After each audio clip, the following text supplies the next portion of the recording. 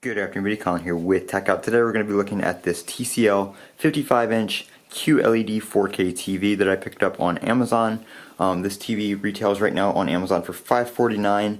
Amazon is offering a coupon for it as well, which brings it down about $81 if you apply that coupon. So I just wanted to show you some of the features of it as well as how I have it set up and everything like that. So right now I have my Apple TV, my Steam Link, my Switch, and soon to be my Xbox plugged into it. One of the cool things about this being a Roku TV is all these inputs right here. You can custom label them.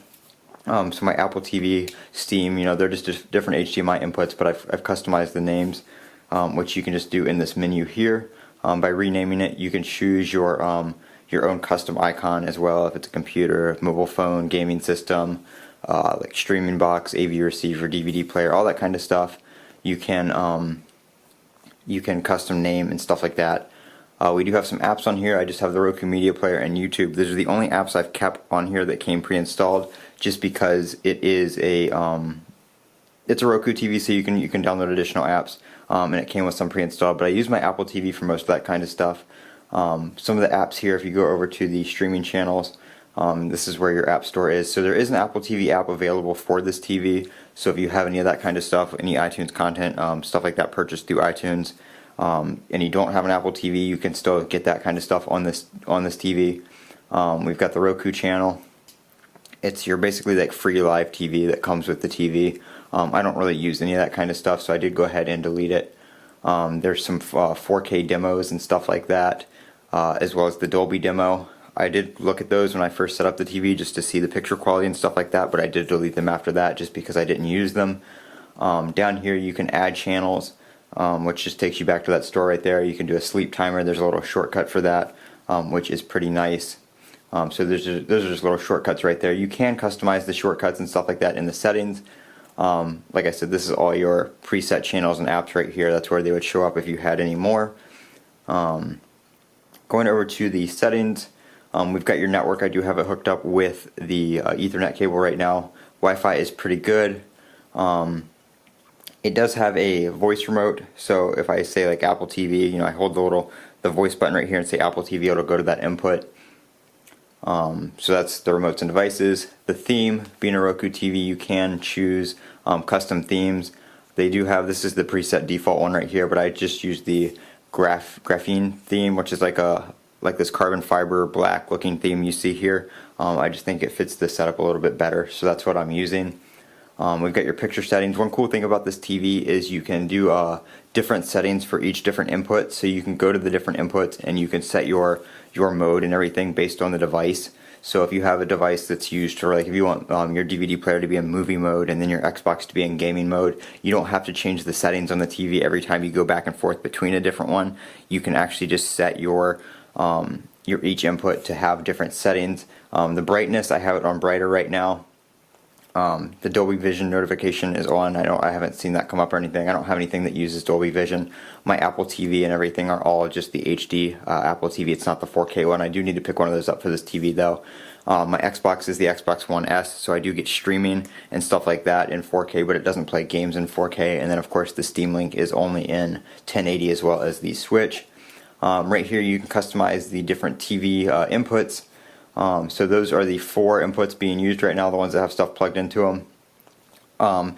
You can set up these inputs, which will add it to the home screen where you saw the shortcuts and stuff like that. The AV, which it comes with an adapter for your red, white, and yellow cables. If you want to plug something like that up with the old composite connection, you can do that.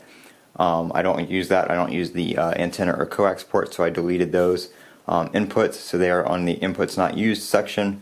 Audio settings right here. It does have Dolby Atmos. I don't know if I said this before, it does have Dolby Vision as well.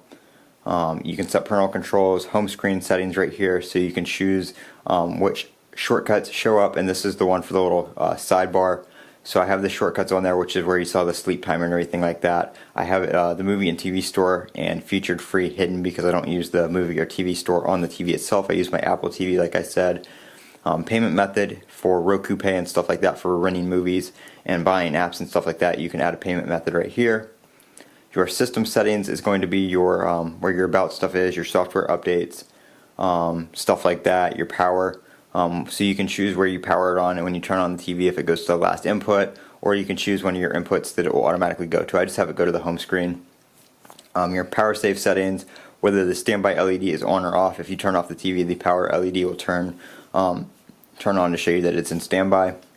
Fast TV start is just the TV wakes up a little bit faster. It doesn't go through the whole boot screen and stuff like that. It basically just powers on instantly and goes right to the home screen. Does use a little bit more power, but you know, nobody really pays attention to that. What happens if you plug in your USB media? It's got a section for that right here, what to do for that. Control other devices over HDMI. So I have it set for just system standby and stuff like that. So if I turn on my Apple TV or turn off my TV, you know, they basically talk to each other. My Apple TV will go to sleep or my TV will wake up, stuff like that. Screen mirroring, you can turn on the options for that, whether it prompts or allows it. System update, where you update your software and everything like that. Guest mode, if you're using this in like a hotel or something like that, you can put it in guest mode. And they won't be able to access your other stuff that you already have on the TV, and their stuff, the history won't be saved, stuff like that.